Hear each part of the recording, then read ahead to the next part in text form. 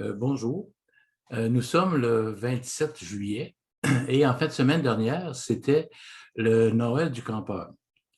Alors encore cette année, les festivités ont été réduites ou parfois même annulées à cause, bien sûr, de la pandémie qui sévit depuis plusieurs mois. Alors, je profite de ce moment de l'année pour vous raconter un peu comment je suis devenu Père Noël. Comme la plupart des hommes, j'ai eu l'occasion, au cours de ma longue existence, j'ai été invité à m'habiller, à porter le costume rouge et la barbe blanche, d'autant plus que j'avais le physique de l'emploi. Bon, il est ainsi déguisé, il m'est arrivé de participer à des distributions de cadeaux, soit en famille ou lors de rencontres sociales avant Noël, et même dans les classes où j'étais directeur de l'école. Mais on ne sait pas ce que la vie nous réserve. À l'été 2007, je visitais l'exposition agricole de Saint-Hyacinthe. Alors, je rencontre une connaissance retraitée de l'enseignement comme moi, et elle me dit tu devrais donner ton nom pour faire le Père Noël au centre d'achat. Ben, à ce moment-là, j'avais quand même déjà la barbe blanche. Et l'idée fait son chemin. Et j'entends d'autres voix qui me font cette suggestion. Voilà qu'en circulant dans le centre d'achat, je rencontre Serge. Serge, c'est lui qui est le Père Noël aux Galeries de Saint-Hyacinthe depuis près d'une vingtaine d'années. Il me suggère de donner mon nom au secrétariat. Alors, je vais à l'étage, je me présente et on me donne un formulaire à remplir. Bon, je devais également je devais me procurer un certificat de bonne conduite qui serait livré par la Sûreté du Québec. Et à la mi-novembre, j'étais engagé pour partager avec Serge le fauteuil du Père Noël, selon l'horaire qui m'était donné. Bon, qu'est-ce qui se passe? C'est que les enfants, accompagnés d'un parent, parfois de toute la famille, viennent s'asseoir sur les genoux du Père Noël.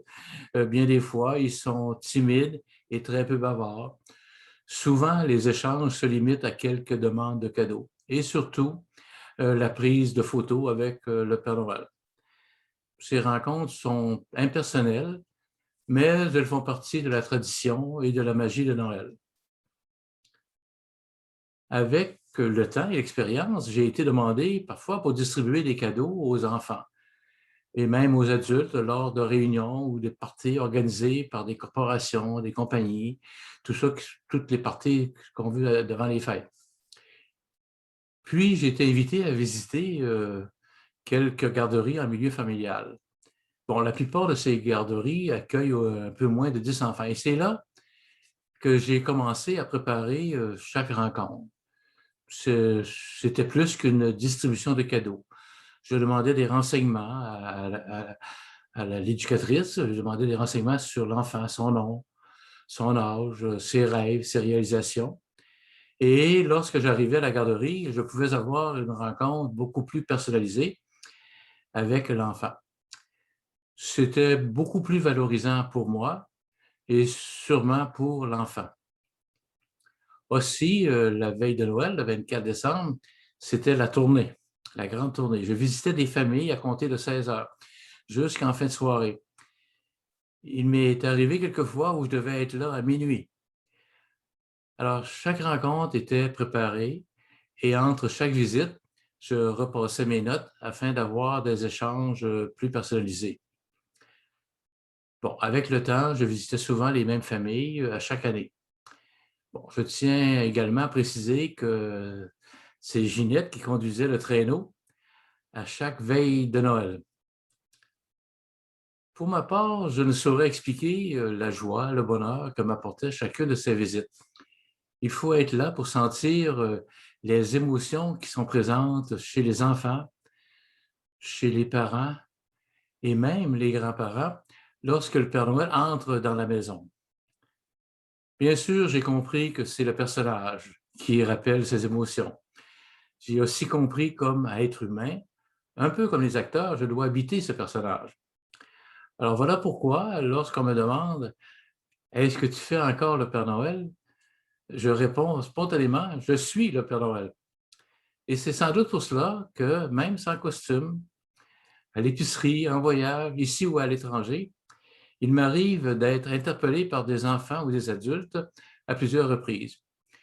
Et je suis respectueux de ces commentaires, de ces croyances, des personnes qui voient en moi le personnage.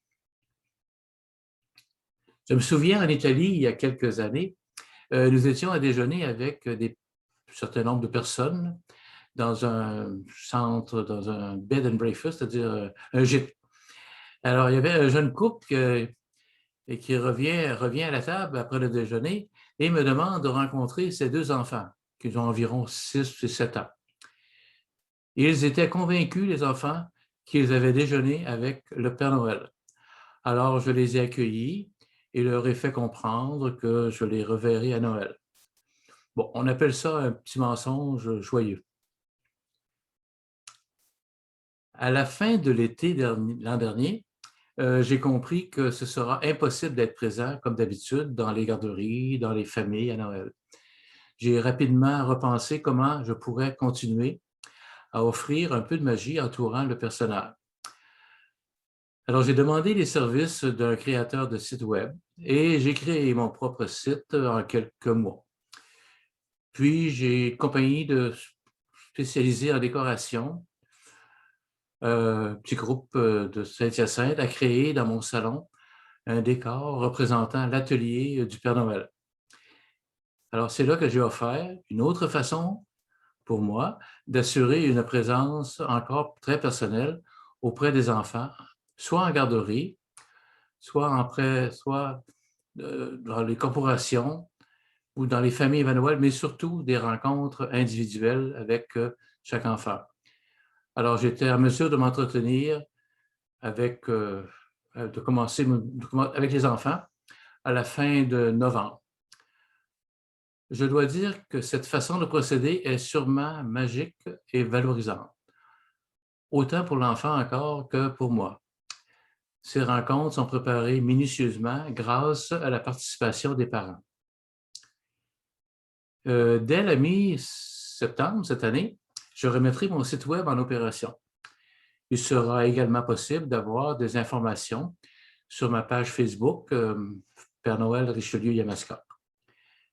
J'offrirai encore mes services pour des rencontres individuelles et virtuelles, bien sûr, à compter de la fin novembre. J'offrirai également la possibilité d'avoir la visite virtuelle du Père Noël dans les garderies pour les réunions de corporations ainsi que dans les familles à la veille de Noël ou à d'autres moments. Bon, je dois vous dire qu'il y a de l'intérêt pour ces rencontres puisque le petit vidéo que j'ai préparé en décembre dernier pour les rencontres individuelles a été vu par plus de 9000 personnes, 9000 fois sur ma chaîne YouTube. Et celui des rencontres en famille a été vu plus de 4500 fois.